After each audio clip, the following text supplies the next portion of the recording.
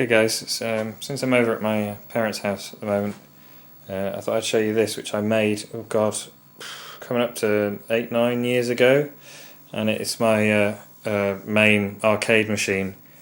As you can see, it's got the standard Street Fighter setup with the 6 buttons, and in the middle I've got the trackball and 2 buttons. Those are the top and the bottom buttons. They're the mouse buttons. But when you play trackball games, they're also the fire buttons, so you can use those to fire. And I've got a player 2, and obviously player 2 start, player 1 start, and then a coin mech down here. So basically what I've done is a 19-inch HAP monitor, standard arcade monitor. I'm running a really old computer, I can't even remember, I think it's a AMD, it's an Athlon processor anyway, it's an old processor. So the games I play on this are really generally the old retro arcade games, nothing older than about 94, 95 maybe. It starts to get a bit... I do have some of the hard drive games in MAME on there as well, but really I don't play them that much. I only play this for the old school games.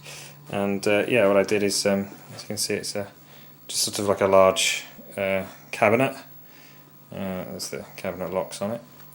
And basically, if I'm running MAME, as you can see, it's all vanilla. I really couldn't be bothered to spend time putting in. If we select games list, obviously I've divided them up into horizontal games, vertical games, and horizontal and vertical trackball games. So we start horizontal games. Let's see now. Just I don't know. Pick up something.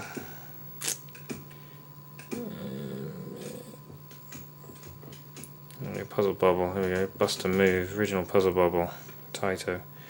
It starts up, and I did install this, which is a VFD display.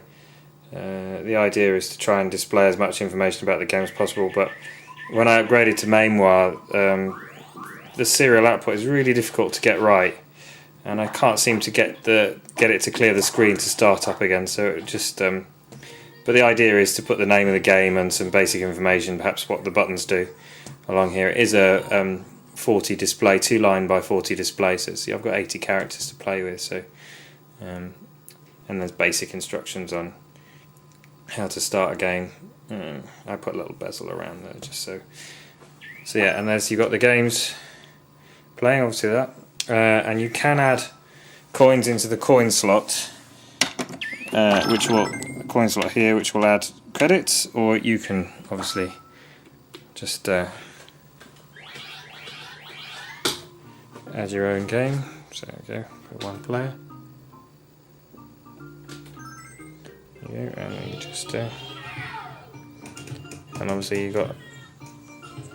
It's difficult to do this one-handed and see it all. It all works. There you go. And then to quit the game, unfortunately, I'm going to have to put the camera down because you have to press 2 buttons. There you go, that escapes back into the main menu. If we bring up the game list again, and then obviously I've got horizontal and vertical trackball games. Now, with vertical games, or tate or tate, depending on whether you pronounce it Japanese or English, I've selected these, and they actually will go in tate mode. So I've got all these. There was Pac-Man there. There you go. And it will go in tate mode, and that's because you can lift up the lid and you can rotate the monitor like so. Put the lid back down again, and then you can play the game in tate mode. I am working on, and it's been working, I have been trying to work on a motorized unit so that you can do it with a switch, so when you select the games it will automatically rotate 90 degrees. But yeah, I think that's pretty much it. If I just have to put the camera down again to escape out there. Lift up the lid again. Monitor back. bring the monitor back round again. There we go. And also one last thing I just did. It's a select platform, and obviously I've got a load of SNES games. So yeah, by all means play SNES games, and also last but not least, adventure games. By adventure games I mean those LucasArts mouse games. This has a trackball on it. There doesn't seem to be any reason why not. So let's load one of my favourite games, Full Throttle. There you go. Just so the music comes down from putting some speakers down here. This is just an old pair of PC speakers. So there you go. So yeah, and that's my arcade MAME machine that I built a very long time ago, which is currently in sort of semi-storage at my parents' house because there's just no space for it where I live. So there you go. Alright guys, see you soon. Bye.